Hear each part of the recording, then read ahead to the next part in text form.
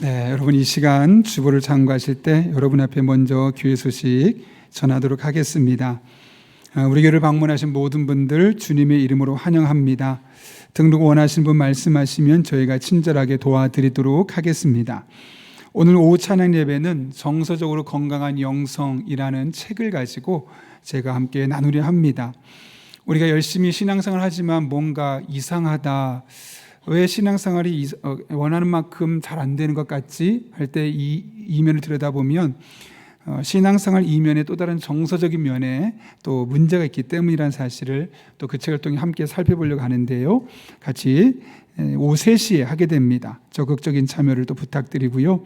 돌아오는 토요일은 우리가 2월 한 달을 시작하면서 하나님 앞에 한 끼를 금식하고 또 월세금 헌금으로 드린 것을 가지고 주변에 있는 작은 교회를 섬기는 그런 날입니다. 그러니 적극적으로 기도해야 합니다. 정말 기도가 많이 필요한 시대인 것 같습니다. 함께 적극적으로 기도해 주시기 부탁드리고요. 오이코스 리더 교구별 모임이 정해진 장소가 있습니다. 주보를 자세히 참고해 주시기 바랍니다. 2026년 상반기 훈련 과정이 이번 주부터 시작됩니다. 오리엔테이션부터 시작되는데요.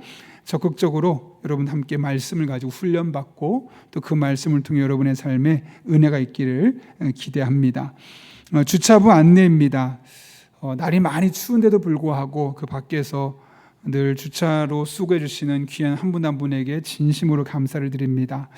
아무쪼록 함께 즐겁게 은혜 드릴 수 있도록 그 통제를 잘 따라 주시고 또 방향지시등을 켜주셔서 어디로 갈지 여러분이 사인을 해주셔야지만 함께 은혜가 될 수 있습니다.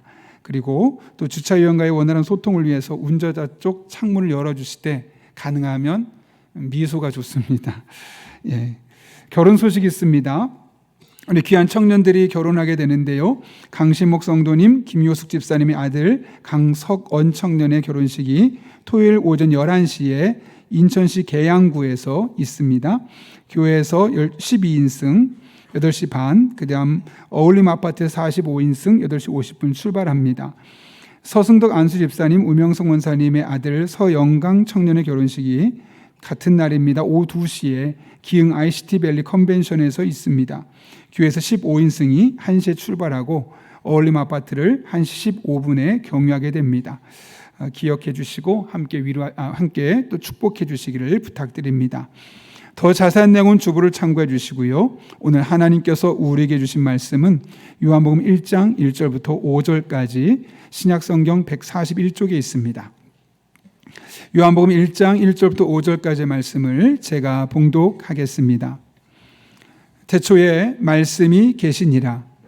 이 말씀이 하나님과 함께 계셨으니 이 말씀은 곧 하나님이시니라. 그가 태초에 하나님과 함께 계셨고 만물이 그로 말미암아 지은 바 되었으니 지은 것이 하나도 그가 없이는 된 것이 없느니라. 그 안에 생명이 있었으니 이 생명은 사람들의 빛이라. 빛이 어둠에 비치되 어둠이 깨닫지 못하더라. 아멘. 이것은 하나님의 말씀입니다. 우리 함께 기도하고 하나님 말씀 나눌까요? 거룩하신 아버지 하나님, 지난 일주일을 지켜주시고 오늘 이렇게 주님 앞에 나와 찬양하며 예배하며 말씀을 들을 수 있게 하시는 은혜를 진심으로 감사를 드립니다. 이 시간 피곤한 우리의 마음, 영혼을 깨워주시고 선포되는 말씀이 우리의 신비에 잘 새겨질 수 있도록 성령 하나님 충만케 해주시고 그렇게 오늘도 하나님 안에 복된 예배자로 세워지는 은혜의 시간 되게 하여 주옵소서. 예수님의 이름으로 기도하옵나이다. 아멘. 우리 한번 앞뒤 좌우에 있는 분을 이렇게 인사하며 축복해 볼까요? 예수님 믿는 것이 가장 큰 복입니다. 이렇게 인사해 보겠습니다.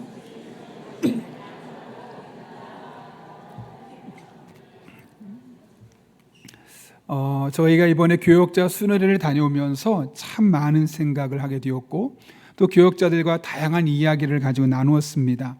그러던 중에 식당 옆을 지나치는데 아주 흥미로운 카페 이름이 간판이 있어서 은혜랄까요? 좀 감동이 있었습니다. 이렇게 돼 있더라고요. 제가 그냥 번역해서 하겠습니다. 오늘 좋은 날입니까? 커피 마시러 오세요. 기분이 안 좋은 날입니까? 커피 마시러 오세요. 오늘 행복한가요? 커피 마시러 오세요. 스트레스 많이 받았습니까? 커피 마시러 오세요. 마음에 영감이 필요합니까? 커피 마시러 오세요. 커피 마시고 싶으시죠? 여기로 오세요. 뭐 그런 내용이었습니다. 사실 저게 한 카페 간판인데요. 결론은 뭐냐? 답은 커피라는 겁니다. 마치 커피 한 잔이면 나의 삶의 모든 영역의 문제가 해결될 것처럼 그렇게 묘사하는 그 간판을 보면서 제가 지난해 동반성장위원회 위원장으로 있으면서 종로 5가에서 있었던 한 사건이 생각났습니다. 그때 종로 5가에 있는 100주년 기념관에 가서 세미나를 듣고 있는데 전 총회장이셨던 류영모 목사님 나오셔서 하나의 이야기를 하는데요. 그 목사님이 AI를 좀 테스트하고 싶어서 사람이 겪을 수 있는 모든 고통, 슬픔, 좌절 그 모든 상황을 다 썼답니다. 그리고 나서 이 모든 상황을 정복하고 극복할 수 있는 대상이 누가 있을까 하고 엔터를 딱 쳤더니 금방 답이 나오더랍니다. 뭐였을까요? 이렇게 나왔습니다. 오직 하나님. 더 구체적으로 말하면 예수 그리스도 한 분뿐이라고 AI가 이야기했다고 합니다. 물론 신앙을 가진 사람을 전제로 했었던 것이 되겠지만 내려오면서 참 많은 생각을 했습니다. 만약 내가 믿고 있는 이 예수님이 가짜라면 나는 참 불쌍한 사람이겠구나. 그리고 내가 지금까지 보낸 모든 시간은 다 쓸모없는 낭비였겠구나. 그러나 반대로 내가 믿고 신앙하는 이 예수님이 진짜라면 또 이 예수님이 정말 살아계시다면 나만큼 복된 사람은 없겠구나 하는 생각이 절로 나왔었습니다. 오늘부터 우리는 요한복음의 말씀을 살펴보게 될 겁니다. 마태, 마가, 누가, 요한복음을 일컬어 우리는 사복음서라 이야기하죠. 그중에 마태, 마가, 누가는 같은 관점을 가질 때에서 공관복음서라고 합니다. 예수님의 출생부터 죽으심까지 순차적으로 써내려갔습니다. 그런데 요한복음은 처음부터 좀 다릅니다. 그래서 굳이 요한복음이 필요할까? 그냥 예수님이 태어나셨고 이렇게 돌아가셨다. 그렇게까지 순서대로 쓰면 충분하지 않을까 생각을 갖지만 요한복음을 쓴 특별한 목적이 있습니다. 요한복음 20장 31절에 그 목적이 기록되어 있는데 이렇게 이야기하죠. 제가 한번 읽겠습니다. 오직 이것을 기록함은 너희로 예수께서 하나님의 아들 그리스도이심을 믿게 하려 함이요 또 너희로 믿고 그 이름을 힘입어 생명을 얻게 하려 함이니라. 네, 아멘이죠. 요한복음을 왜 썼다고요? 두 가지가 있다는 거예요. 첫 번째로는 이 땅에 있었던 그 예수님이 하나님의 아들일 뿐만 아니라 우리를 위해 이 땅에 오신 구세주, 구원자라는 사실을 믿을 수 있도록 요한복음을 썼다는 겁니다.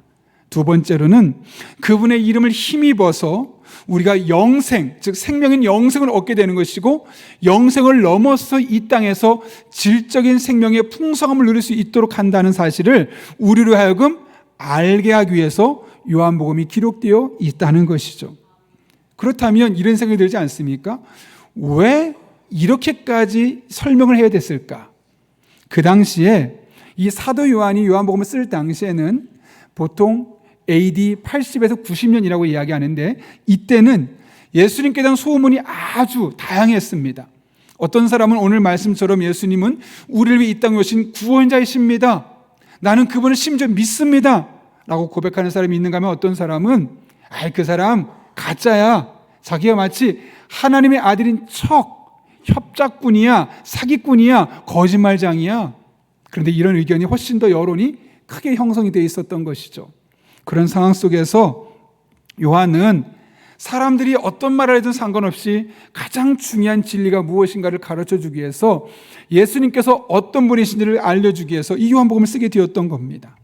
따라서 요한복음의 주인공은 당연히 예수님이시죠. 오늘 우리가 말씀을 듣기에 앞서서 아마 여러 가지 생각들, 여러 가지 고민들 있었을 겁니다. 적어도 이 시간만큼은 그 모든 생각을 다 내려놓고 우리의 구원자가 되시며 우리에게 영원한 생명을 주시고 우리가 그분을 믿고 나서 질적으로 풍성한 삶을 얻게 하시는 그 예수님께만 집중하며 오늘 말씀을 들을 수 있기를 예수님의 이름으로 축복합니다. 본문은 예수님께서 왜 이 땅에 오셔야만 했는지를 분명하게 말씀하고 있는데요. 먼저 1절부터 3절까지 말씀 보게 되면 예수님께서 어떤 분인지를 이야기합니다. 같이 한번 읽어볼까요? 시작. 태초에 말씀이 계시니라. 이 말씀이 그가 태초에 하나님과 함께 계셨고 만물이 그로 말미암아 지은 바 되었으니 지은 것이 그가 없이는 된 것이 없느니라. 아멘. 요약하면 이런 겁니다. 태초에 말씀이 있었는데 이 말씀이 곧 하나님이라는 겁니다. 그리고 이 하나님의 태초에 말씀을 있었던 하나님이 창조하는 전 과정에 아주 깊숙이 개입해서 그 창조 역사를 직접 행하신 분이라고 말씀하고 있는 것이죠. 그렇다면 여기서 말하는 말씀은 도대체 누구일까? 이 말씀이 하나님과 함께 했다는 이야기를 보게 되면 결국 이 말씀은 하나님, 성부 하나님이 아니라는 것이고 결국 성자 예수님이라는 사실을 우리는 알게 됩니다. 그렇다면 이런 궁금증이 생기지 않습니까? 예수님을 설명할 수 있는 표현들이 참 많은데 왜 굳이 여기서 말씀이라는 표현으로 예수님을 묘사하게 되었을까? 여기 말씀이라는 단어가 헬라어로 로고스라는 단어가 쓰여졌습니다. 그 당시의 관점에서는 혼돈함을 질서로 만드는 어떤 원리를 말할 때 로고스라고 말했고, 한 단계 더 나가서는 이 세상에 작동하는 원리가 무엇인가를 가르칠 때 바로 이 로고스라는 단어를 썼습니다. 따라서 예수님이 로고스라는 이야기는 뭐냐면 이 세상이 작동하고 이 세상이 움직이는 그 가장 중요한 원리가 바로 예수님에게 달려있다라는 사실을 강조하기 위해서 그 많은 단어 중에 로고스라는 단어를 채택해서 사용하게 되었다는 것이죠. 그런데 이 태초에 말씀이 계시니라, 이 말씀을 볼 때마다 언뜻 연상되는 또 하나의 구절이 있죠. 바로 창세기 1장 1절입니다. 태초에 하나님이 천지를 창조하시니라. 마치 오늘 1장 1절 말씀 보면 창세기 1장 1절을 반복해서 듣는 느낌이 듭니다. 왜 그렇게 요한복음을 시작할까요? 창세기에서 어떻게 했죠? 태초에 말씀이신 예수님께서 천지를 창조하실 때 강력하게 역사하셨는데 요한복음은 그 예수님이 바로 창세기 그분입니다, 그 말씀입니다 라고 다시 한번 강조하기 위해서 창세기 말씀과 비슷하게 요한복음 말씀을 쓰고 있는 겁니다. 따라서 예수님이 말씀이시다, 즉 로고스시다 라는 말은 태초에 말씀을 계셨던 예수님이 세상에 아무것도 없을 때 그 모든 것을 창조하셨죠. 말씀으로 창조하셨던 것처럼 이제는 그 말씀으로 창조의 원리를 계속해서 이어가고 계시다. 따라서 오늘날도 하나님의 말씀은 그 태초의 창조의 원리가 여전히 우리들의 삶에 나타날 수 있게 해주신다라는 사실을 설명하기 위해서 이렇게 복잡하게 힘들게 말씀을 쓰게 되었던 겁니다. 그래서 오늘날도 하나님의 말씀을 붙들고 그 말씀이 가슴에 심겨지는 사람에게는 그냥 단순히 자그마한 변화가 아니라 창조의 능력이 인생을 송두리째 바꾸는 그런 어마어마한 능력과 변화가 일어날 수밖에 없는 것이죠. 그 사람의 생각이 달라집니다. 가치관이 달라집니다. 인격이 변합니다. 수십 년 동안 이것이 옳다고 생각했던 사람이 그것을 버리고 예수님을 선택할 만큼 한 개인이 달라지며 한 가정이 달라지고 심지어 한 나라의 운명을 송두리째 바꾸기까지 합니다. 조금 바뀌는 정도가 아니라 아예 질적으로 달라지는 것이죠. 왜냐하면 말씀은 본질적으로 창조의 능력을 그 안에 품고 있기 때문에 그렇습니다. 이에 대해 바울은 디모데후서 3장 16절에서 이렇게 선언하죠. 16절 17절 말씀인데 같이 한번 읽어볼까요? 시작. 모든 성경은 하나님의 감동으로 된 것으로 이는 하나님의 사람으로 온전하게 하며 모든 선한 일을 행할 능력을 갖추게 하려 함이라. 아멘. 실제로 있었던 일인데 영국의 존 윌터라는 한 사업가가 있었습니다. 그 사람의 26세까지의 삶은 참 비참했습니다. 형편없었습니다. 힘들었습니다. 불행했습니다. 하는 일마다 되지 않았고 그러다 보니 사회에 대한 분노감이 아주 폭발적으로 쏟아났습니다. 그리고 그 분노감을 이기지 못해서 술, 담배, 마약에 빠지면서 결국 그는 허랑방탕한 삶을 살 수밖에 없었죠. 그러던 어느 날 마음이 너무너무 공허한데 교회를 지나가다가 교회를 한번 들어가 볼까 하는 마음에 들어갔습니다. 근데 마침 그날 설교 본문의 제목이 겨자씨만한 믿음이라는 제목을 갖고 설교를 하는 겁니다. 결국은 자그마한 믿음, 신앙생활 한 지 얼마 안 됐어도 그 자그마한 믿음을 보시고 하나님께서 귀하게 여기신다, 그 말씀에 은혜를 받습니다.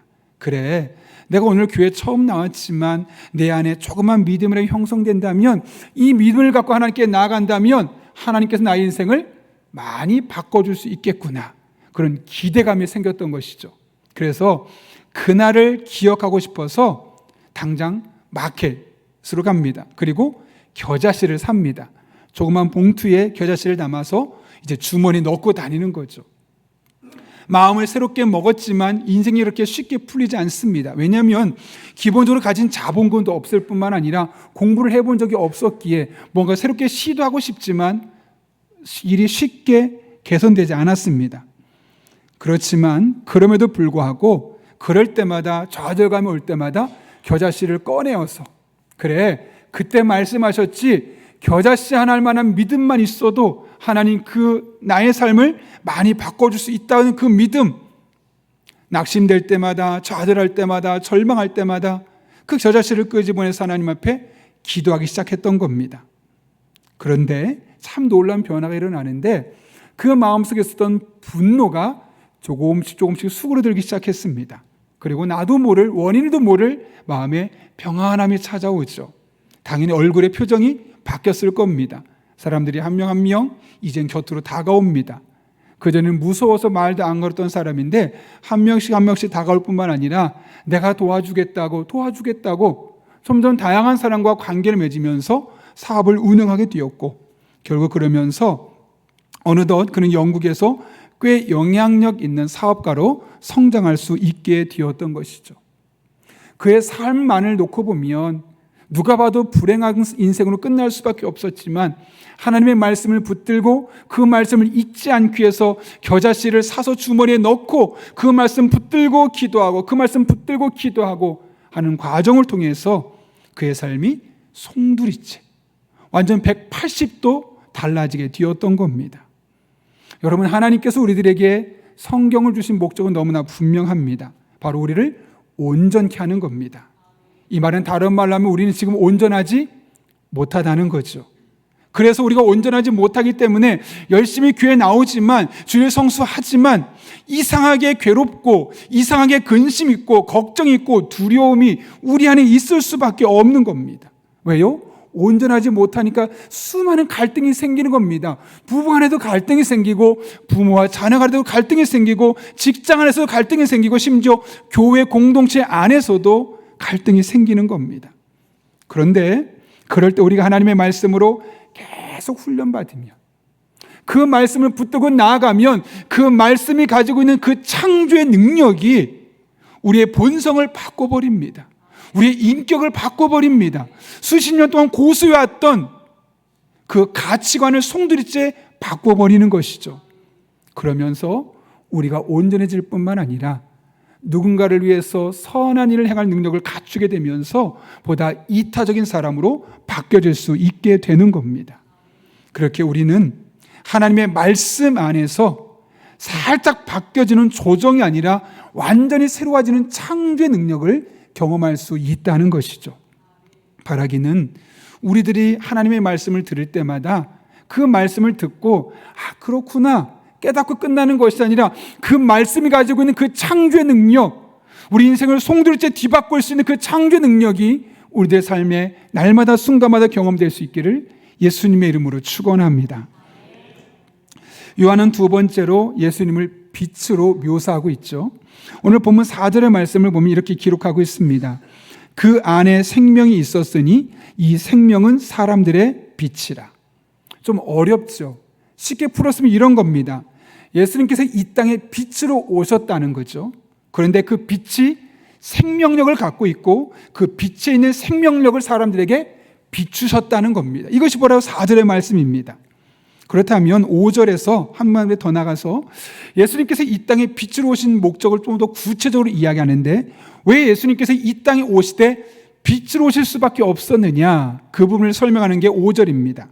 5절 말씀 같이 읽겠습니다. 시작. 빛이 어둠에 비치되. 아멘. 여기 어둠이란 존재를 이야기하고 있죠. 어둠을 낮과 밤의 그 깜깜한 밤을 말하는 것이 아니라 보편적인 인간의 영적인 상태를 의미합니다. 그러니까 우리 인간들의 인생이 어떻다는 거예요? 캄캄하다는 거예요. 어둡다는 거죠. 소망이 없다는 거죠. 부정적이라는 거죠. 죄악을 짓는다는 거죠. 해서는 안 될 일에 자꾸 손이 가고 마음이 가고 발걸음이 옮겨지고 있다는 거죠. 그게 어둠입니다. 그 어두운 세상 속에 예수님의 생명의 빛이 비춰졌다는 거죠. 오늘 본문의 말씀은 그것을 어둠이 깨닫지 못했다고 되어 있는데요, 원문은 사실 조금 번역이 다릅니다. 원문에 깨닫다는 단어가 카탈람바누라는 단어인데, 이것은 압도하다, 굴복시키다, 이런 뜻을 갖고 있습니다. 따라서 오늘 5절의 말씀을 이렇게 번역하는 게 훨씬 더 자연스럽죠. 빛이 어둠에 비치되 어둠이 그 빛을 능히 이기지 못하였다. 이 세상에 어둠이 있습니다. 수많은 사람들의 마음속에도 어둠이 있고 살아가는 환경 자체도 어둠이 있습니다. 그곳에 예수님이 빛을 비추어서 생명력을 주셔서 그 어둠을 벗어나게 하려고 합니다. 그런데 어둠은 그것을 거부하죠. 반항하죠. 그런데 그 어둠이 아무리 거부해도 어떻다고요? 능히 빛을 이길 수 없다는 겁니다.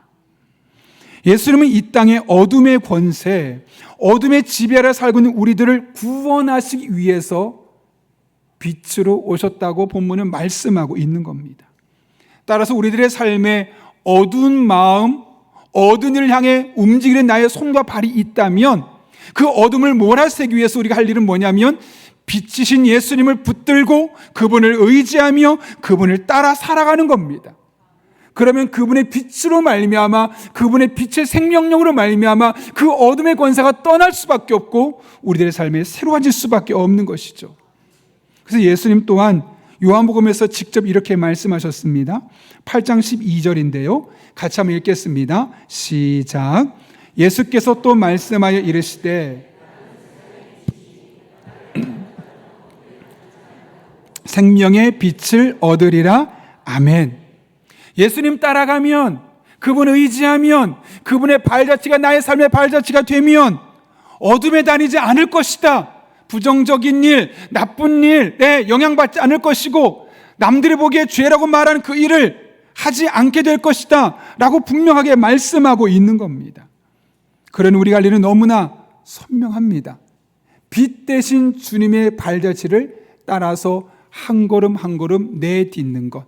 그러면 우리들의 안에 있는 어둠과 저주와 좌절과 부정적인 사고들은 다 사라지게 될 것이고 은혜로, 기쁨으로, 평안으로, 감사로, 축복으로 바뀌어지는 것을 경험하게 될 것입니다. 윌리엄 부스라는 분이 있어요. 책을 보니까 그분이 열심히 전도하다가 어느 날 몸이 너무 아파서 병원에 갔습니다. 그랬더니 의사가 이대로 일하면 1년 안에 죽습니다. 그러니 선택하십시오. 좀 쉬거나 계속해서 올해 안에 죽으시거나. 좀 걱정이 되죠. 아무리 하나님의 일을 하는 사람이라 할지라도 좀 걱정이 되었습니다. 두려움이 그 안에 있었고, 그래서 걱정이 돼서 기도합니다. 하나님, 제가 일을 계속해야 될까요? 복음 전한 일을 계속할까요? 아니면 잠깐 쉴까요? 하나님 주시는 마음은 그냥 하자는 겁니다. 어차피 내가 일을 하다가 내가 언제 죽을지 모르는데, 내가 100년 살고 싶다고 100년 사는 것도 아니고 지금 죽겠다고 지금 죽는 것도 아니고 어차피 내 목숨은 하나님께 달린 것이니 그냥 내가 일을 계속 하겠습니다. 설사 일을 하다가 내가 세상을 떠나는 날이 있더라도 이 또한 하나님 앞에 영광스러운 일이니 그 일을 감당해 놓으라고 결단하고 그날부터 약간의 컨디션을 조절하면서 계속해서 하던 일을 열심히 전도를 하게 되었던 것이죠. 그런데 그 의사의 진단이 민망할 만한 일이 벌어졌습니다. 그 말을 듣고 무려 84세까지 장수하며 구세군을 창설하고 많은 가련한 사람을 돕는 그런 선한 역할을 감당했던 것이죠. 훗날 그가 그때 그 사건을 기억하며 이렇게 회고합니다. 내가 젊었을 때 의사가 나를 버렸습니다. 그래서 나도 의사를 버렸습니다. 대신 나는 하나님만 의지했습니다. 그리고 그 하나님이 나를 지켜주셨습니다. 그의 마음속에 두려움이 있었죠. 이대로 가다 나도 죽을 수 있겠다라는 걱정이 있었습니다. 그러나 하나님 앞에 확신을 갖고 그 길을 걸어가게 되었을 때, 하나님 맡겨진 사명을 감당하며 나아가게 되었을 때 그 모든 근심 걱정과 완전히 사라지고 평안하게 84세가 될 때까지 맡겨진 역할을 감당할 수 있었던 것이죠. 여러분, 우리가 예수님을 따라가게 될 때 우리 안에 모든 부정한 것들, 모든 어두운 것들, 우리들의 삶을 꼬이게 만드는 그런 어두운 것들을 이겨낼 수 있는 힘이 우리 안에 임하게 되어 있습니다. 최근에 제가 유기성 목사님이 오래전에 쓰셨던 예수를 깊이 생각하라 라는 책을 다시 꺼내서 하루에 한 2개씩 이렇게 스토리를 읽어나가고 있는데요. 그 책을 보니까 2009년에 안식월을 보내면서 그 한 달 동안 아무것도 하지 않고 딱 하나만 했다고 합니다.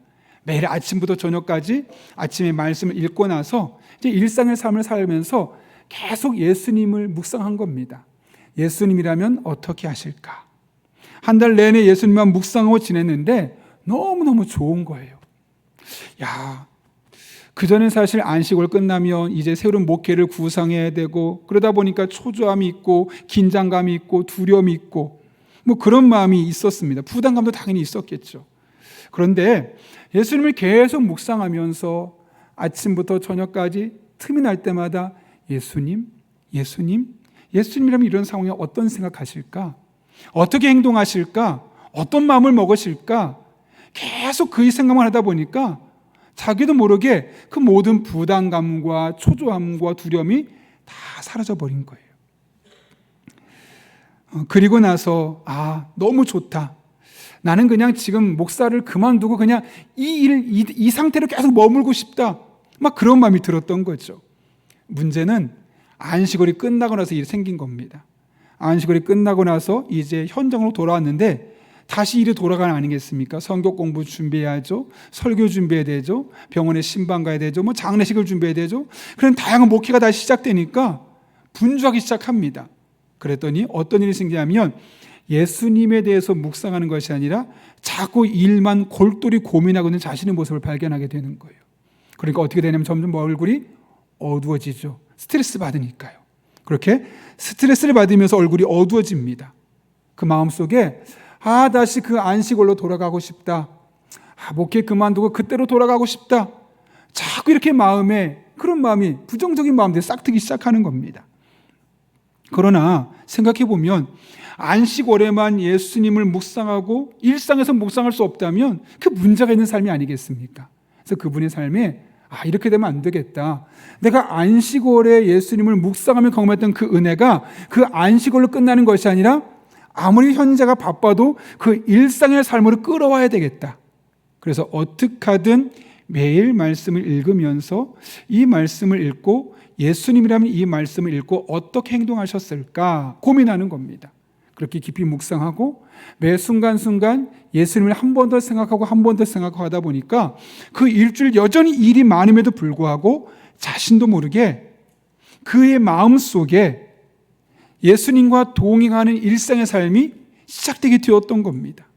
안식월에 누렸던 그 은혜가 안식월이 끝났음에도 불구하고 여전히 그의 삶에서 계속해서 경험될 수 있었던 겁니다. 마음이 평안하죠. 기쁘죠. 원인을 알 수 없는 그 마음에 잔잔한 고요함이 있고 어떤 두려움도 없고 무엇을 해도 자신감이 있고 그냥 여기가 좋사오니 이대로 내가 남은 한 평생 살아도 괜찮다.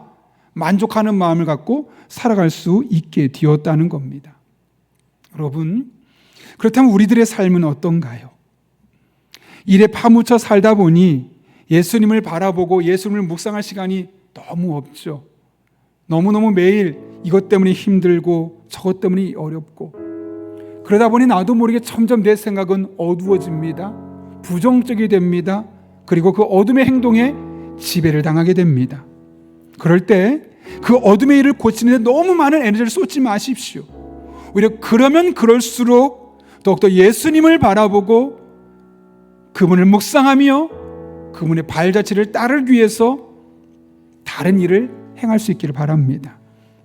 그럴 때 이 세상에 빛으로 오신 예수님께서 우리들의 마음속에 있는 어둠을 몰아내어 주실 것입니다. 온갖 쓸데없는 생각들, 부정적인 감정들을 생명의 빛으로 완전히 바꿔주셔서 기쁨으로, 감사로, 평안으로, 행복으로 바꾸어 주실 것입니다. 바라기는 여러분의 삶에 날마다 순간마다 이런 은혜가 경험될 수 있기를 예수님의 이름으로 축원합니다. 우리 이 시간은 그 예수님을 한번 깊이 묵상하고 싶습니다. 그래서 슬픈 마음이 있다 할지라도, 몸과 마음이 병들었다 할지라도 예수님의 이름을 묵상하며 그 이름을 부를 때 오늘 그분의 영광 우리들의 삶까지 임할 수 있기를 사모하며 함께 찬양하며 나아가겠습니다. 슬픈 마음이 몸과 마음 병든 자 누구든지 부르십시오. 책망하지 않습니다. 언제나 누구든지 부를 수 있는 이름이 바로 예수님의 이름입니다.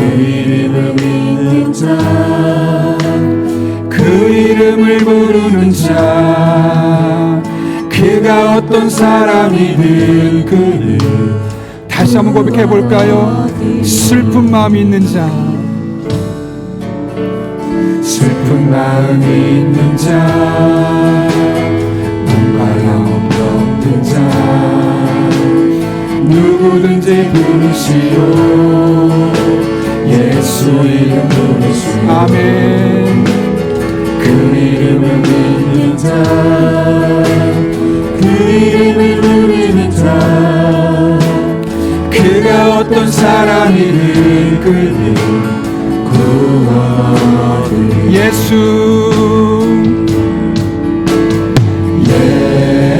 예수,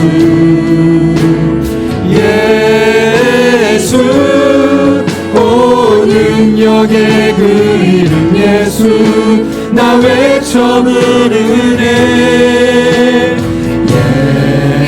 예수, 예수, 오 구원의 그 이름 예수, 나 외쳐 부르네. 예수 그리스도. 은과 금 내게 없으나 함께 믿음을 고백하며 찬양합니다.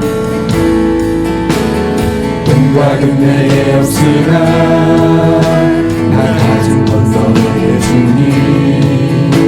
능력의 이름 예수라, 그 이름을 붙이고 그 이름을 믿는 자, 그 이름을 부르는 자, 그가 어떤 사람이든 그는 주의 영광 보리. 예수,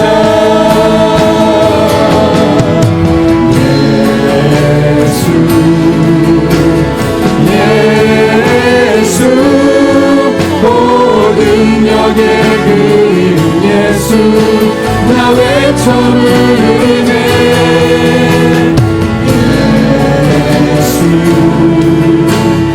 예수, 오 구원의 그 이름 예수, 나 외쳐 부르네. 예수, 함께 구원의 이름 함께 찬양합니다. 예수, 예수, 오 능력의 그 이름 예수, 나 외쳐 부르네. 예수, 예수, 오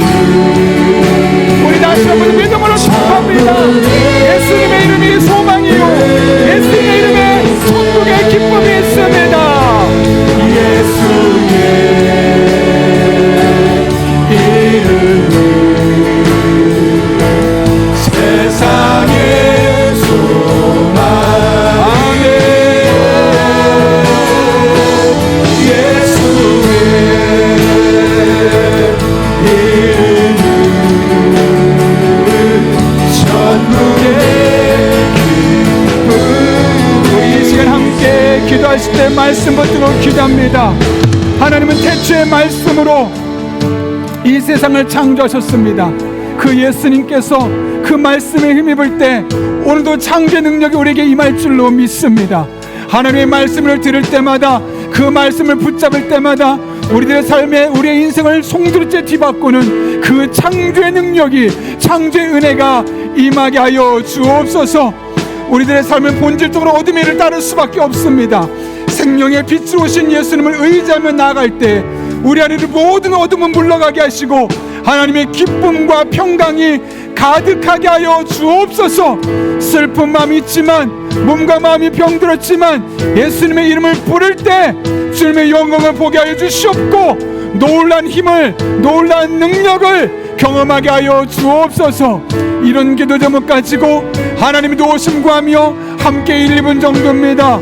사모하는 마음으로 함께 간절히 기도하겠습니다.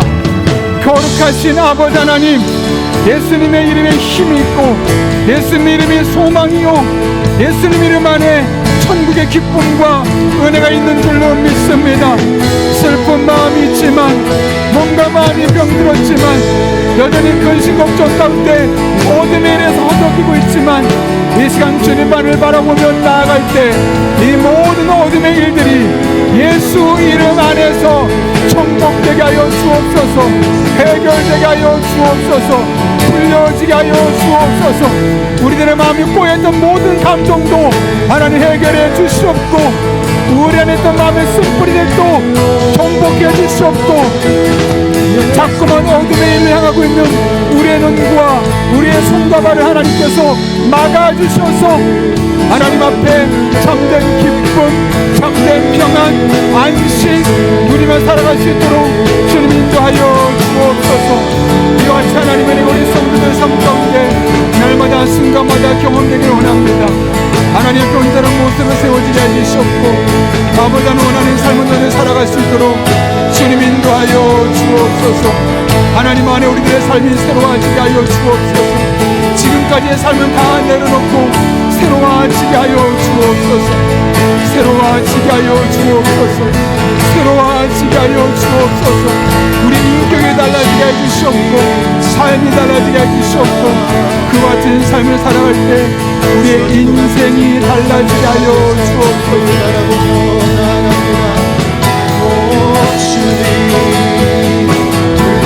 거주했던 곳에 있던 신념이 달라지게 하시고 가치관이 바뀌어지게 도와주시옵고 하나님 앞에 손들이게 달라지시도록 주님 인도하여 주옵소서. 그렇게 주님만을 바라보며 나아갑니다. 그렇게 주님을 의지하며 나아갑니다.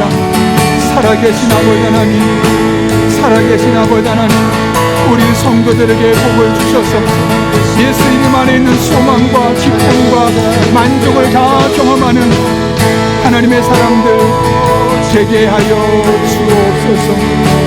그렇게 주님만을 바라보며 의지하며 믿음으로 나아가게 하여 주옵소서. 살아계신 아버지 하나님, 예수님 이름 안에 능력이 있고 예수 이름 안에 소망이 있고 예수 이름 안에 천국의 기쁨과 평안이 있는 줄로 믿습니다. 우리는 험난한 세상, 자꾸 본능적으로 어둠의 일들을 선택하고 어둠에 물들 수밖에 없지만 예수님의 이름을 묵상하며 예수님의 발자취를 따라가며 하나님의 말씀을 붙들고 믿음으로 한 걸음 한 걸음 내디딜 때마다 그 발걸음으로 말미암아 우리의 사고방식이 달라지게 하시고 오래된 신념이 바뀌어지게 도와주시고 우리 인생의 송두리째 뒤바뀌어지게 도와주시고 내가 서는 삶의 자리가 온전히 변화되는 놀라운 은혜를 맛보게 하여 주옵소서. 그렇게 지금까지 삶과 전혀 다른 삶이 우리 성도들의 삶에 2026년 활짝 열리게 하시고 펼쳐지게 하여 주옵소서. 예수님의 이름으로 기도하옵나이다. 아멘.